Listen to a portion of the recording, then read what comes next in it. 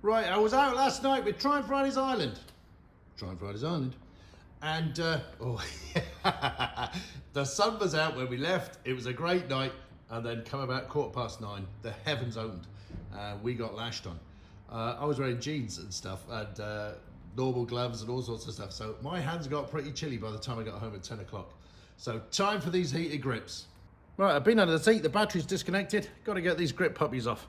Got to inject a bit of soapy water underneath because they're grippy. Better. Bar ends.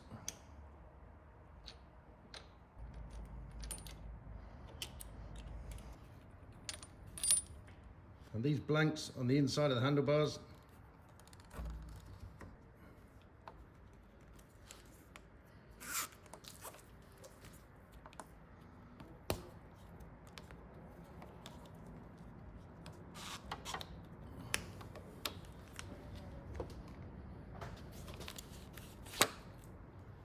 Right, the left-hand side, there's a little torque screw in there, top and bottom, to remove that assembly, to move this left-hand grip. A bit different on the right.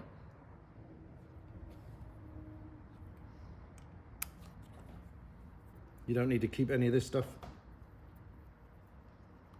unless you want to put the bike back to the way it came when you sell the bike.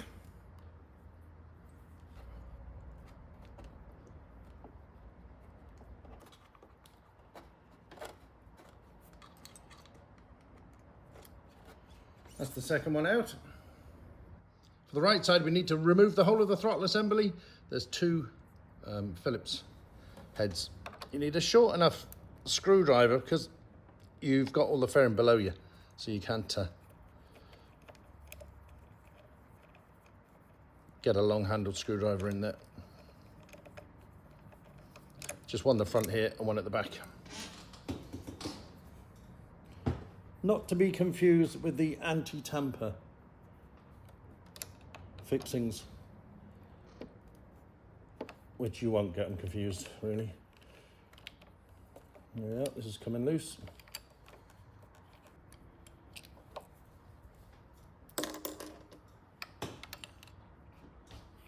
Oh, that is actually metal, it's not plastic, it's aluminium. Let me just take a view of how this is in. Okay. Right. Have to remember this orientation. See there's a little indent there and a little indent there. So when this goes back together with the other grip, I have to make sure I get those right. There's another indent at the bottom there. So this thing was kind of, that whole raised piece was facing forward. So what's in the kit? Okay, my two grips. Okay, and a harness, that's my power connector, and two connectors, one for the left, one for the right. They're different, so we'll see which one goes which. Okay, it's the longer 3-pin lead to the left-hand handlebar and the shorter to the right. I know the power connector is under that right-hand side, because I've seen it before. So, the left hand, so we know this is going to be down there somewhere. They want you to route this left-hand one underneath the ignition barrel cover, just under here. So we'll do that first, and into the end of the handlebar. Kind of a hollow space down there. I don't know how much yet, so how much I need to go in, so we'll just thread it in like so. So that's kind of hidden away nicely, okay. Right, while this is here, route the right one, the 2-pin, into this handlebar. And drop your cover.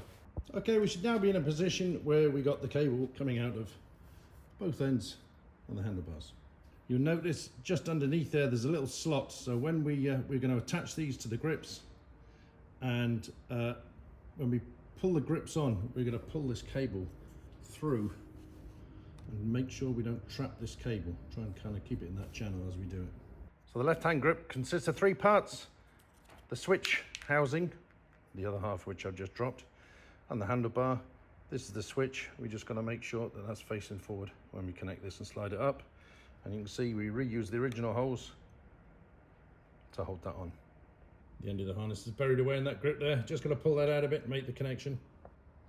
When you get the grip, the cable's buried away inside, so you need to just tease it out and get it all the way out like that. Then we can easily make this connection. Ooh. So we just feed this thing along. On-off button at the front, facing it. Get that connector through, and then we just make sure that cable is sitting in there as we start feeding this grip on. And then taking the slack off the cable as we feed this grip up. Now, I've missed it.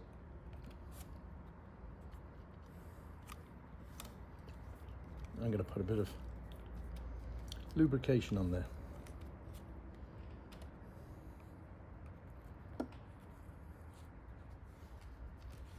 That's better.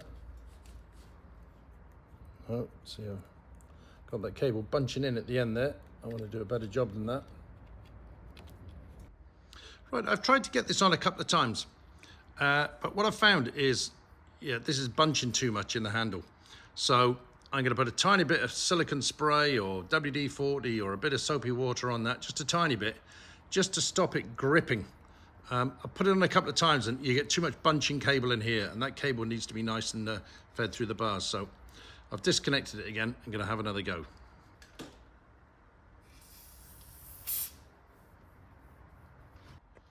That should be moving nice and easily now.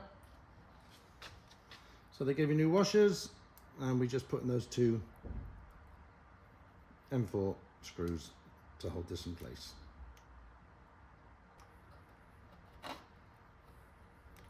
Here we are, fully tightened top and bottom. Now to get the switch housing on. There's some self-tapping screws in the kit which hold these two halves together. So in from the rear, okay. Little torques for these. Right, let's get them started. And just the other one underneath here. That's it, that's that switch housing on. And you should just feel an audible click on the button if it's working correctly. And they give you a new screw in the kit for the bar end finisher. It's a one-time use only, but only because it's got some thread lock on.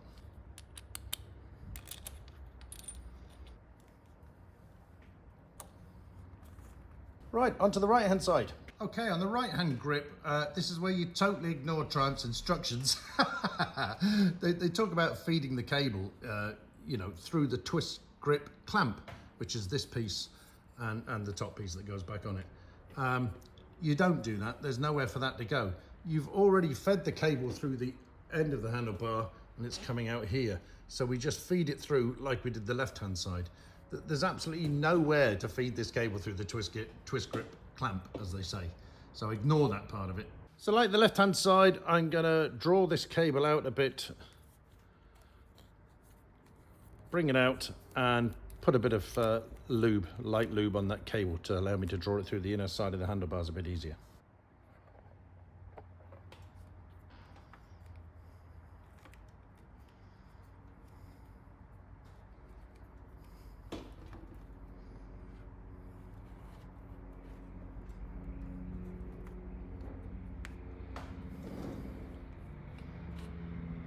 That went on a lot easier than the left.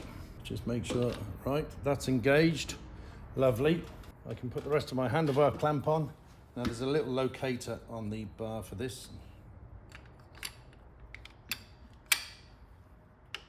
Gotcha. Just putting the two screws back in. I've done the rear one. Tight for space. So a nice stubby screwdriver is the order of the day. So that right one was real easy. Just make sure the movement's free. Yeah, it's quite a strong spring on that throttle. Yeah, all very free. I'll stick my bar end finisher on now while I'm here.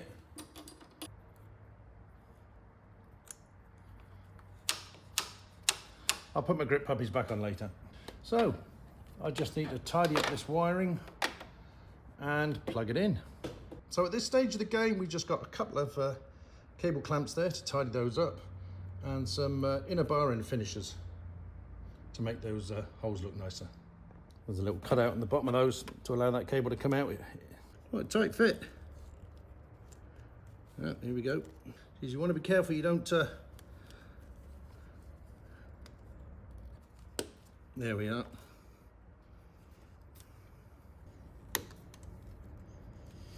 I'd say that's one of the biggest dangers, not getting those cables in those guides quite nicely enough to stop them being crimped.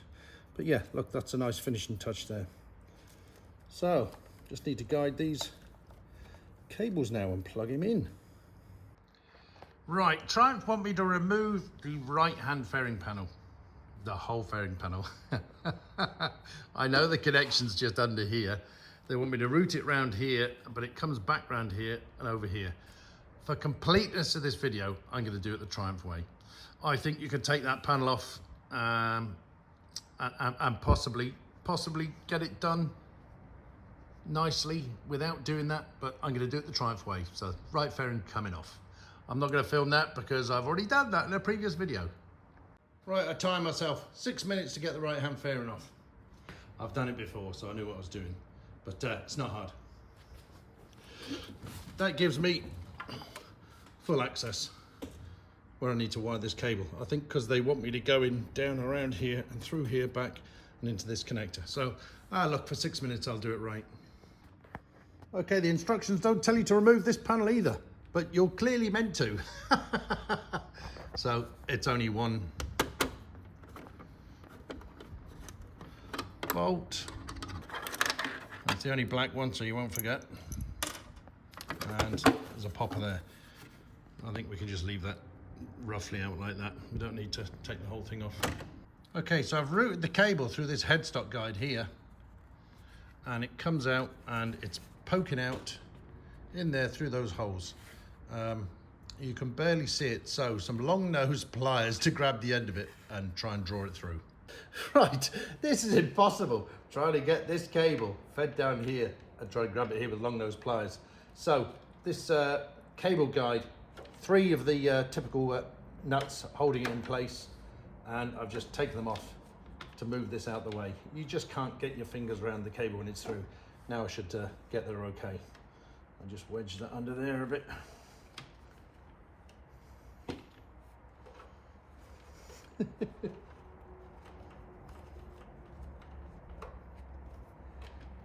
Here he is.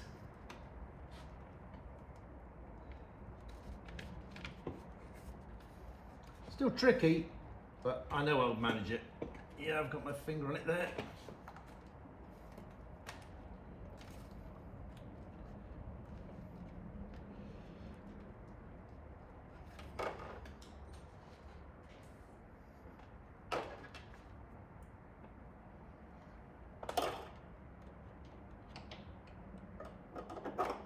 Gotcha. Gotcha, gotcha, gotcha. Here we are.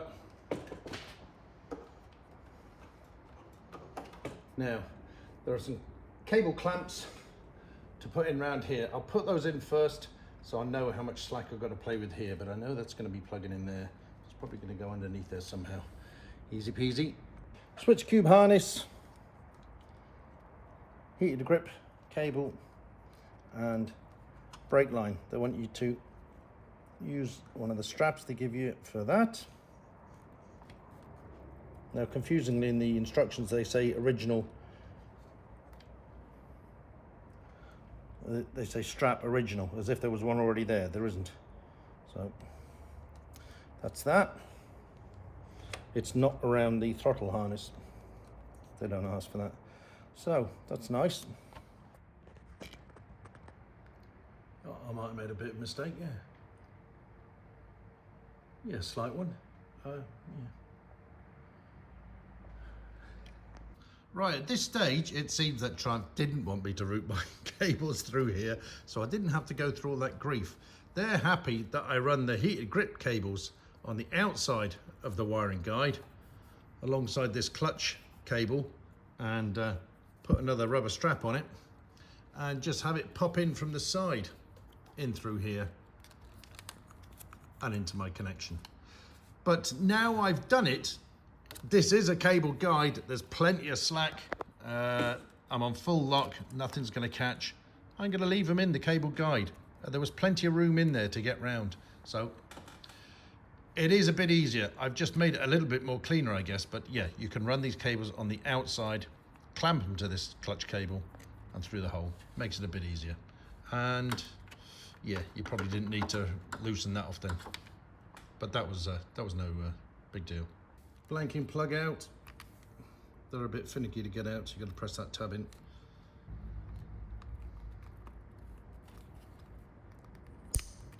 Cool. That's got to go underneath there because the panel's going to screw in there.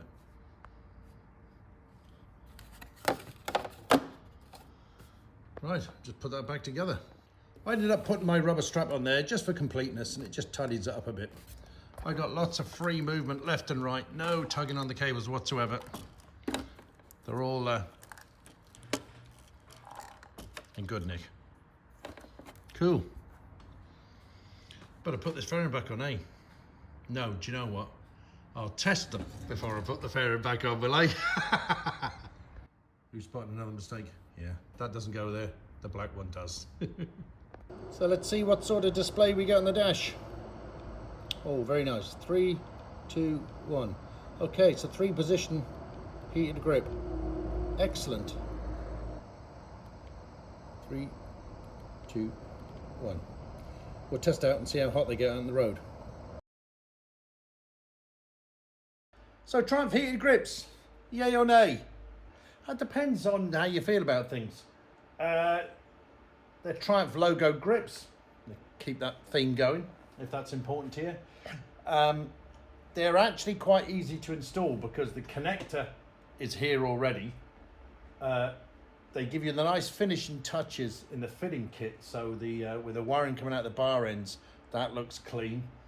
You don't have a separate controller, as in the Oxford grips. Now I don't mind that too much. I have one on my CB1100, and you have it built into the dash, so you get an indication on the dash when you use your grips.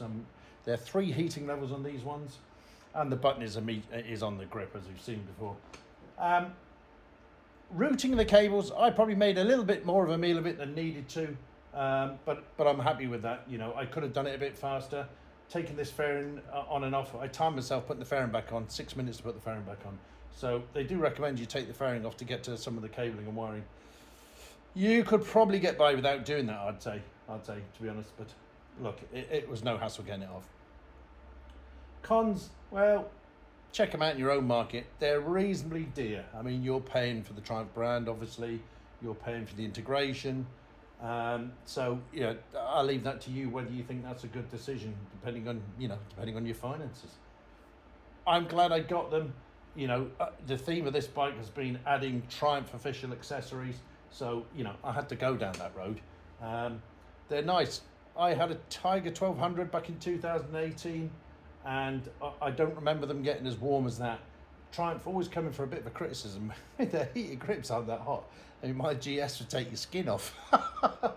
But they're assuming that on level 2 that you'll be wearing thick winter gloves, and that's why they get so hot. These don't get as hot as on the GS, but they're better than that was on my Tiger 1200, my 2018 Tiger 1200, or they feel better anyway. So we'll see how I get on with them. I'm still going to put grip puppies on them. So and look, I've used heated grips with grip puppies before. I know that the heat eventually comes through them. It just takes a bit longer. So yeah, happy with install.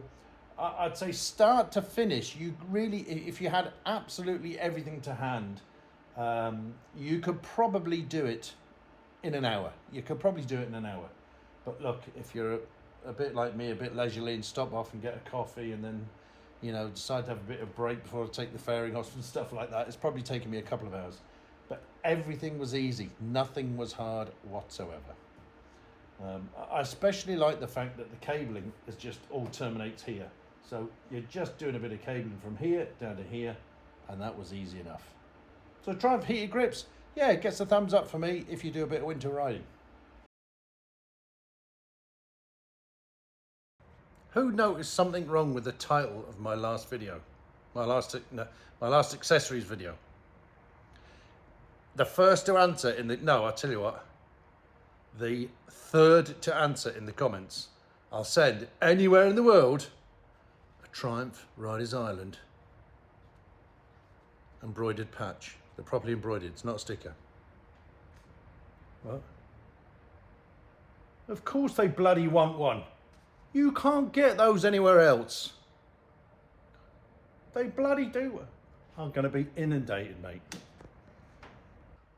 Okay, I'm coming in for some criticism. So, the first person to answer will get a Triumph Riders Island enamel badge.